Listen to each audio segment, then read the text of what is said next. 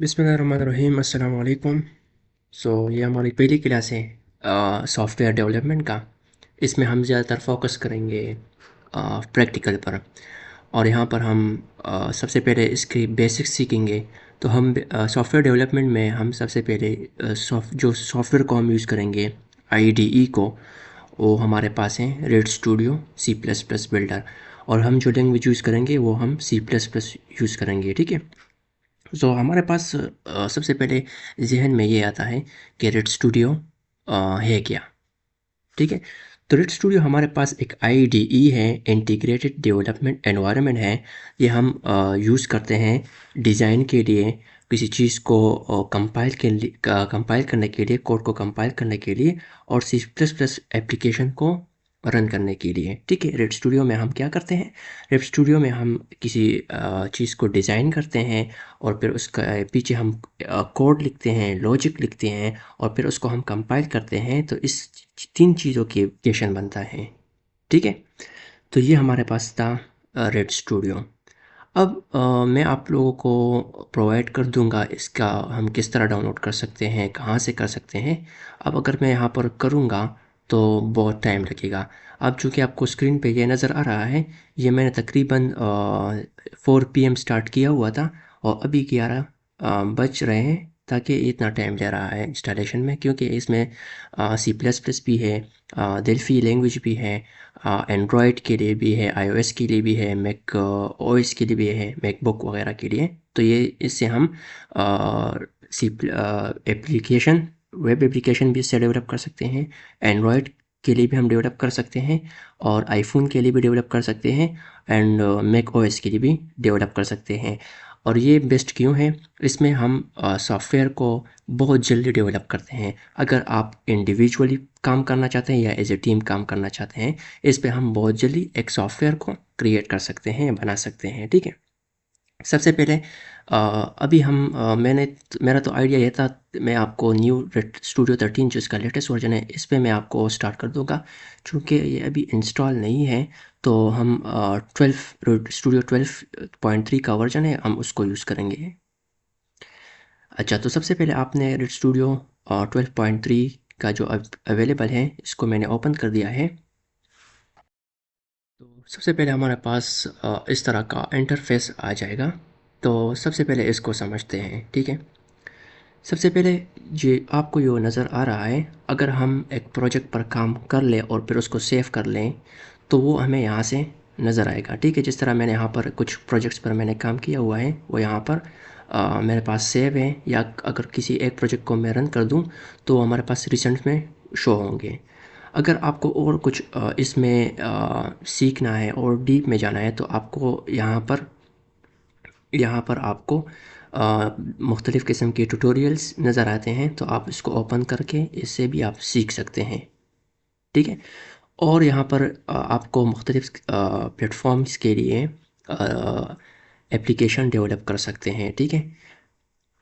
तो सबसे पहले हमने प्रोजेक्ट को किस तरह स्टार्ट करना है, किस तरह हम नए प्रोजेक्ट को स्टार्ट करेंगे। हम तो सिंपल यहाँ से भी कर सकते हैं, लेकिन मैं आपको सजेस्ट करूँगा आपने आना है फाइल में, ठीक है। फिर आपने न्यू पर आना है। अच्छा, अभी यहाँ पर आपने चूज़ करना है मल्टी डिवाइस एप्लीकेशन को, ठीक है। और हमारे पास इसमें दो टाइप्स होते हैं, एक वीसीएल होता है, एक एफएमएक्स होता है। तो हम ज़्यादातर इस लेक्चर्स में, इस कोर्स में हम कवर करेंगे एफएमएक्स को, ठीक है। वीसीएल बहुत हो चुका है पुराना, अभी जो चल रहा है इनका एफएमएक्स लेटेस्ट वर्जन है। तो हम लेटेस्ट वर्जन पर काम करेंगे। तो मैंने यहाँ पर मल्टी डिवाइस एप्लीकेशन को ओपन कर दिया। तो यहाँ पर इसको मैं चूज़ करूँगा ब्लैंक एप्लीकेशन, और इसको मैंने ओके कर दिया।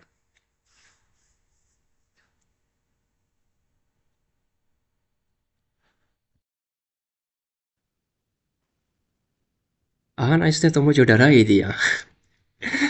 अच्छा, तो इसको मैं फिर से रिपीट करता हूँ। अगर आपने एक प्रोजेक्ट को स्टार्ट करना हो, तो आपने सिंपल आना है फाइल पर, न्यू पर, और आपने चूज़ करना है मल्टी डिवाइस एप्लीकेशन को, ठीक है। कौन सा चूज़ करना है, न्यू पर आना है, आपने चूज़ करना है मल्टी डिवाइस एप्लीकेशन को, राइट।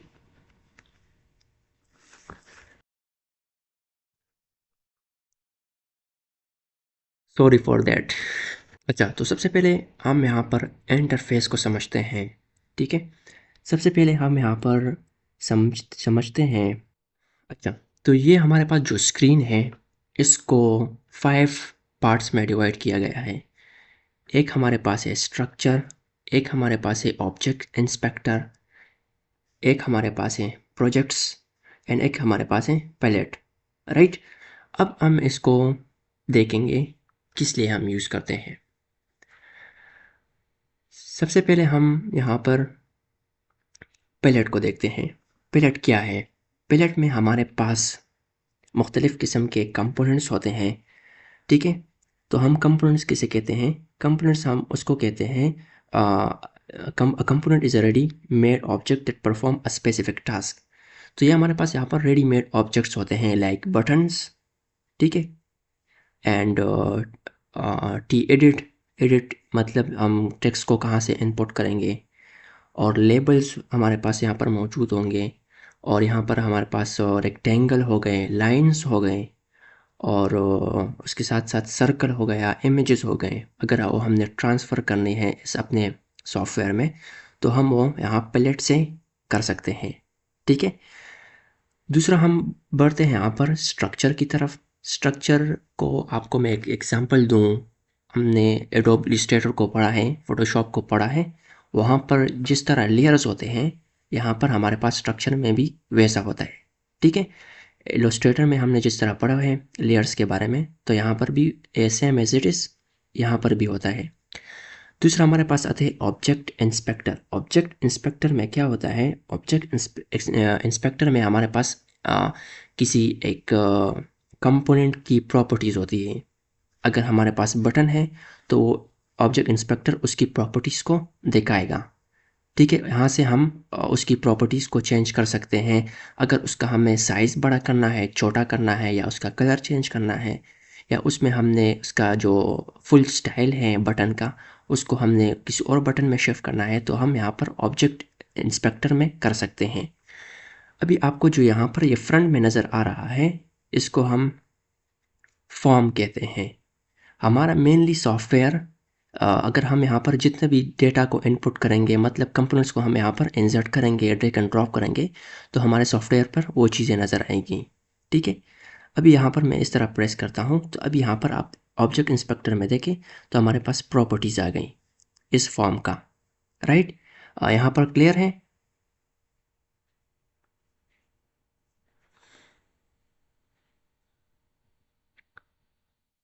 Any question? अब हम बात करते हैं किस तरह हम पैलेट से ड्रैग एंड ड्रॉप कर सकते हैं। यहाँ पर मैं आपको एक एग्ज़ाम्पल करके एक बता देता हूँ किस तरह हम यहाँ पर कर सकते हैं, एक बटन को ड्रैग एंड ड्रॉप कर सकते हैं। सबसे पहले हमने यहाँ पर आना है। यहाँ पर आपको ये सर्च आइकन नज़र आ रहा होगा, इस पर आपने क्लिक करना है और आपने सर्च करना है टी बटन।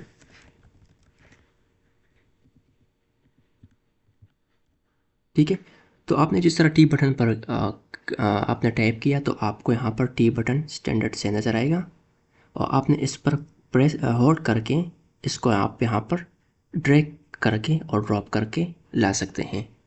राइट, अब इस बटन का क्या मतलब है? ये एक डायरेक्टली इसके पीछे ऑलरेडी बैकएंड में प्रोग्राम हो चुका है, इसके लिए हमें लॉजिक लिखने की ज़रूरत नहीं है।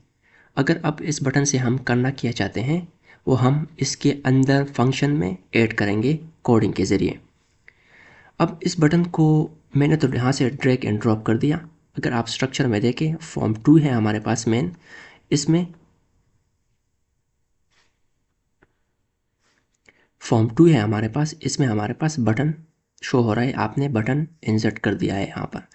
अब अगर इसका मैं नाम चेंज करना चाहता हूँ, इसका ये टेक्स्ट है, मैं चाहता हूँ इसको मैं चेंज कर दूँ, तो आप सिंपल यहाँ पर ऑब्जेक्ट इंस्पेक्टर की प्रॉपर्टीज़ में आएंगे, यहाँ पर आप टेक्स्ट को देखेंगे टेक्स्ट, और आप इसको चेंज कर सकते हैं। ठीक है, तो यहाँ पर मैं लिखता हूँ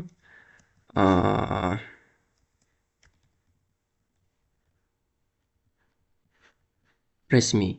राइट, अब यहाँ पर इसको मैंने इंसर्ट कर दिया है। अब इसको मैं एक को लॉजिक दूंगा, इसको हम रन भी करेंगे। लेकिन उससे पहले मैं आपको एक और चीज़ क्लियर करना चाहता हूँ। जिस तरह अगर आपने देखा हो, हमने सी प्लस प्लस में देखे हैं एक आइडेंटिफायर्स को हमने पढ़ा हुआ है वेरिएबल का। तो यहाँ पर भी हमने आइडेंटिफायर्स का ख्याल रखना होगा। आइडेंटिफायर्स क्या होते हैं? आइडेंटिफायर्स हम उसको कहते हैं, हमें किसी एक वेरिएबल को, किसी कंपोनेंट को, किसी क्लास को हम नाम देना होता है, राइट? तो हम इसको नाम किस तरह देंगे? यहाँ पर आपको नज़र आ रहा है बटन 1, ये इसका नाम है, यानी ये इसका आइडेंटिफायर है। अभी इसको मैं नाम किस तरह दूंगा? इसका नेम कैसे चेंज करूंगा वेरिएबल का आइडेंटिफायर? तो आपने यहाँ पर नीचे आना है, नेम आपको नज़र आ रहा है। ना ना अकबर भाई यार जमाने क्यों जमाते नहीं शोकी ता वॉइस राजी आइडियो वायम कोई कम। तो मैंने आपको बता दिया, हर कंपोनेंट का, हर वेरिएबल का अपना अपना आइडेंटिफायर होता है। जिस तरह हमारे अपने इंसानों के नाम होते हैं, हम उसको कॉल करते हैं। अब फॉर एग्जांपल हसीब हो गया, तो उसको मैं कॉल करूँगा हसीब के नाम से। साद हो गया, साद को मैं साद के नाम से कॉल करूँगा। तो इस तरह यहाँ पर भी हमने हर कंपोनेंट का, हर वेरिएबल का हमने नाम रखना होगा। तो आपको यहाँ पर इसका नज़र आएगा, इसका नाम है बटन 1। अभी इसको मैं नाम इसको चेंज करता हूँ। तो आपने आना है यहाँ पर नेम के सेक्शन में, आपने यहाँ पर इसको नाम देना है। फॉर एग्ज़ाम्पल इसको मैं देता हूँ BTN। ठीक है, BTN मैंने जिसे दे दिया, तो आप यहाँ पर देख सकते हैं इसका नेम चेंज हो गया है। अब बात आती है, what is the difference between name and text? ठीक है, नेम एंड टेक्स्ट। नेम है इस कंपोनेंट का नाम है, ठीक है? नेम इस कंपोनेंट का नाम है जिसको हम प्रोग्राम में, कोडिंग में कॉल करेंगे, यूज़ करेंगे। और टेक्स्ट क्या है? ये उसके ऊपर जो हमें नज़र आ रहा है, सिर्फ इसको शो करने के लिए है, ठीक है? और नेम, जिस तरह हमने सी प्लस प्लस में रूल्स पढ़े हैं कि हम जब हम किसी चीज़ को, आइडेंटिफायर को नाम लिखते हैं, किसी वेरिएबल को हम नाम देते हैं, तो वो रूल्स यहाँ पर भी अप्लाई होते हैं। अंडरस्कोर से स्टार्ट होता है या अल्फ़ाबेट से स्टार्ट होता है, नंबर से ये स्टार्ट नहीं होगा। यहाँ पर हम अदर लेटर यूज़ नहीं कर सकते हैं, डॉलर, स्टेरिक वगैरह यूज़ नहीं कर सकते हैं। सेम एज इट इज़ हम सी प्लस प्लस में जो यूज़ करते थे, इसी तरह यहाँ पर भी है। ठीक है, यहाँ पर क्लियर है? अच्छा, अभी इसको मैं यहाँ तक रखता हूँ और नेक्स्ट क्लास में हम इस बटन को हम किस तरह इम्प्लीमेंट करेंगे, इसको हम किस तरह लॉजिक देंगे, किस तरह कोड हम इसको देंगे, तो हम इंशाल्लाह वहाँ पर नेक्स्ट लेक्चर में इसको कवर करेंगे। अभी हमने यहाँ तक फॉर्म को पढ़ा, ऑब्जेक्ट इंस्पेक्टर को पढ़ा, एक कंपोनेंट को हम क्या नाम देंगे, किस तरह नाम देंगे, उसका टेक्स्ट हम किस तरह चेंज करेंगे। नेक्स्ट लेक्चर में हम इसको और भी आगे ले जाएंगे, ठीक है?